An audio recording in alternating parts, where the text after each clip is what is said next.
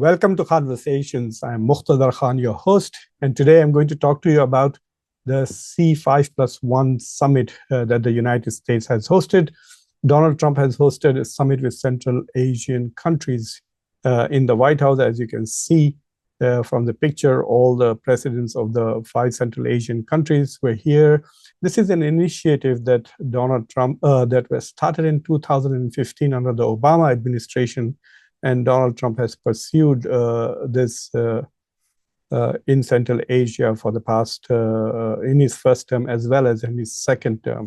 Those of you who are familiar with my work, you would have recalled an article I wrote a few years ago as to how there was a big hole in America's grand strategy, the size of Central Asia.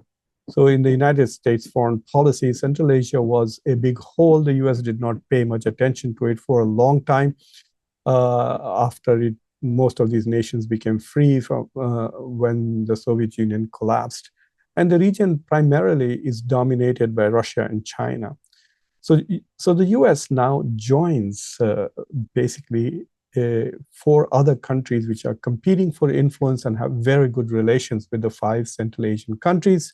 These 4 countries are Russia and China, obviously, and India and Turkey. So there is a kind of competition between global powers and mid-range powers for influence. And not only that, but also trade. They see Central Asia as having great resources, and they also see Central Asian markets as a potential for trade.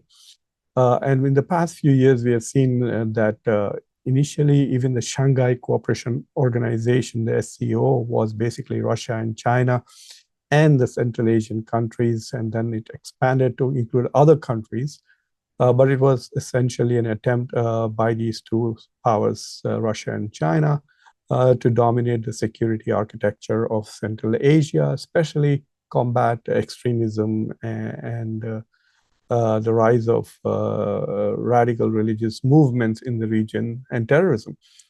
But for years, you could say clearly that Central Asia has, Russia and China have kind of divided responsibilities in Central Asia, with Russia paying more attention to security needs and China paying more attention to the development needs, with most of the countries being heavily integrated into the Belt and Road Initiative.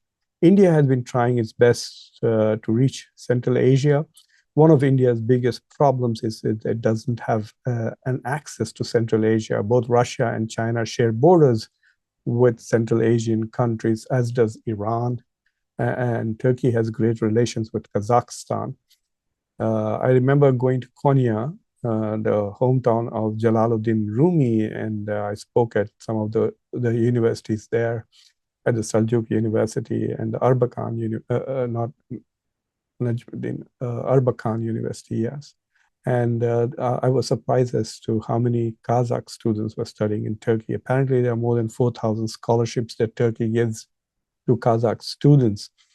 But now the United States is entering, but the United States entrance into Central Asia seems to be not with America first policy, but with Israel first policy. So Donald Trump has announced that Kazakhstan is now joining the Abrahamic Accords. And this is what Trump has to say. I just held a great call between Prime Minister Netanyahu and President Kassym-Jomart Tokayev of Kazakhstan.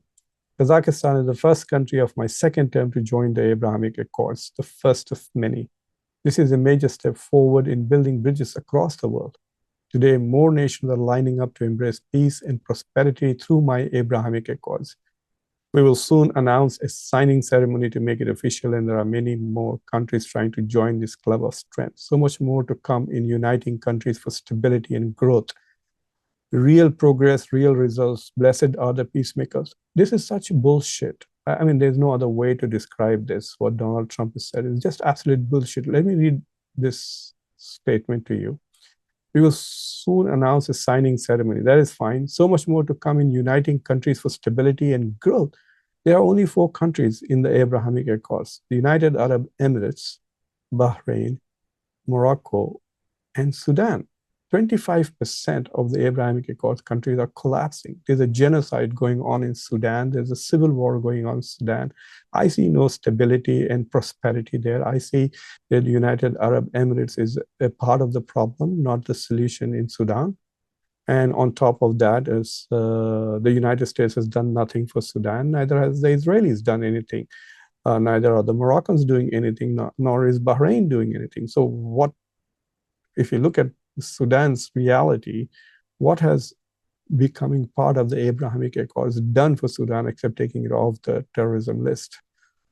So this talk that, oh, let's join the Abrahamic Accord, it's like Eastern European countries desperate to join the European Union, hoping that it will increase their prosperity and even strengthen their democracy.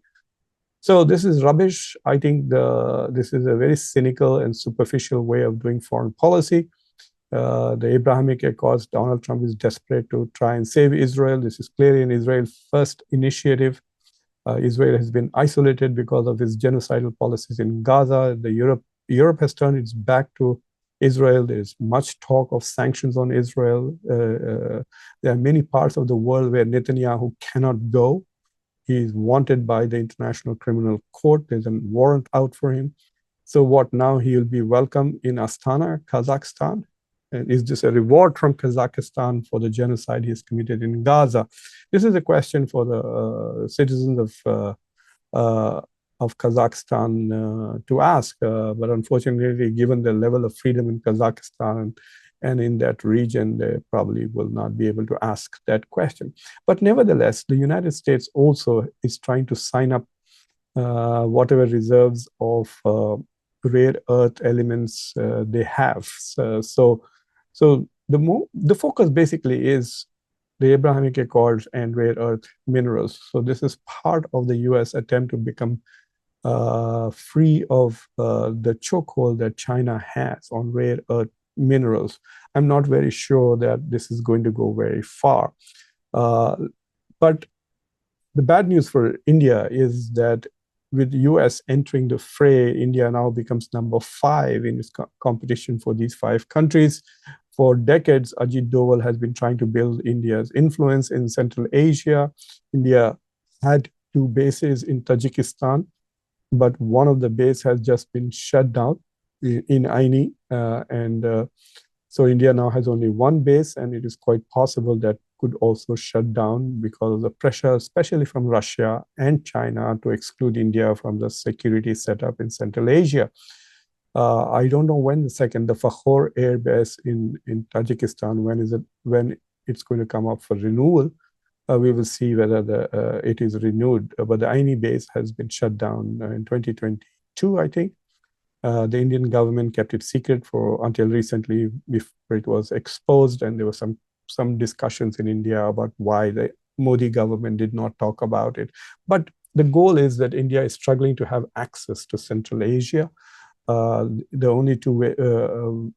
only way to Central Asia is through Chabahar port, and initially Donald Trump, in his second term, had basically cut India off from Chabahar port, but India now has 6 months of use of the Chabahar port in Iran, and we will see what happens after 6 months. Without Chabahar port, India's trade with Central Asia will suffer.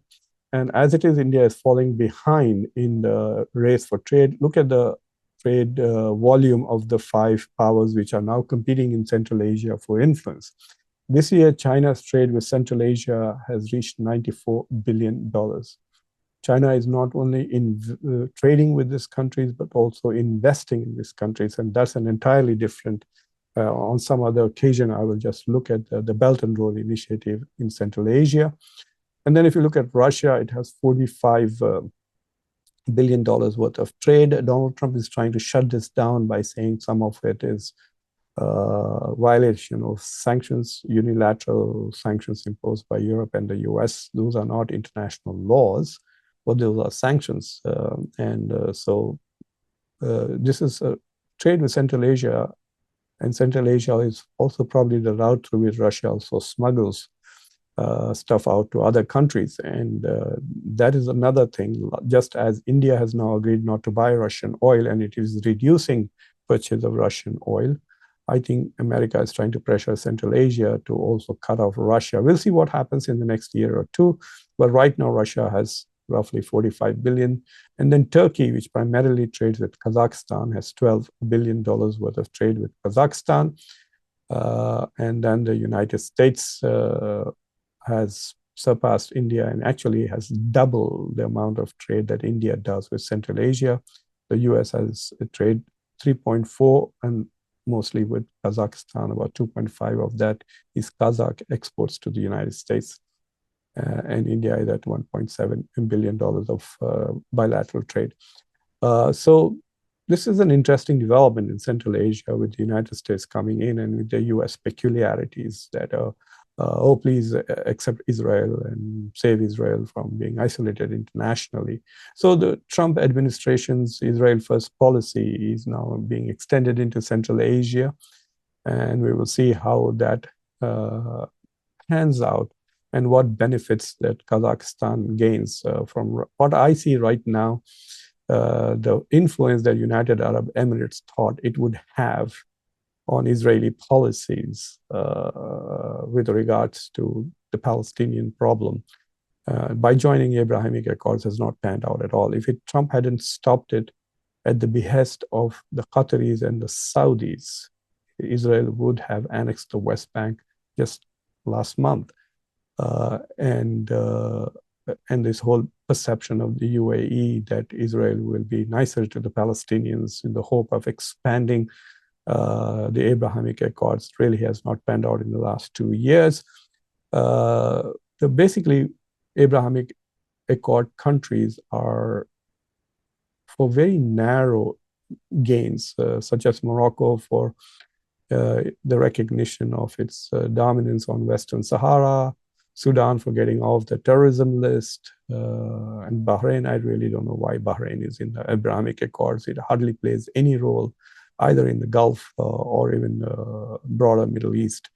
I think it was just some pressure from UAE and Trump. Trump just needs numbers. I think you could make up fake countries and say, oh, we are joining the Abrahamic Accords, and I won't be surprised that you will get money and support from the US. So just create a fake country on some weird island. Maybe Indonesia has so many islands. Create a fake country and say we are joining the Abrahamic Accords, and I think you will be getting a visit to the White House pretty soon, as there's going to be a pompous signing ceremony in the White House with the Central Asian president soon. So we'll see what happens with that. But for India, Russia, and China and Turkey, the US entrance into Central Asia should be worrisome because, especially for Russia, because the US is not just trying to promote itself in Central Asia, but it is also trying to undermine Russian economy by trying to cut it off from Central Asia. And of course, it's competing with China. That's where the action really is. So anyway, we will see what happens with Central Asia. Donald Trump was supposed to be focused on domestic politics, but apparently he's spending more time on foreign policy these days. And a lot of Republicans, after the resounding defeat of Republicans in nearly every election that took place on November 4th, they lost 2 governorships. They lost both the elections for governorship in New Jersey and in Virginia. They also lost the much talked and covered New York mayoral seat. Donald Trump intervened in that particular election in New York City many times, and Mamdani still won. And across the board, whether it is Supreme Court judges in Pennsylvania or other candidates like the mayor of Pittsburgh, mayor of Cincinnati, and then the referendum in California, the Democrats won everything on November 4th. So while Donald Trump is busy advancing Israeli interests in Central Asia, the GOP and MAGA crowd is getting a beating right here in the US. So thank you for watching Khanversations.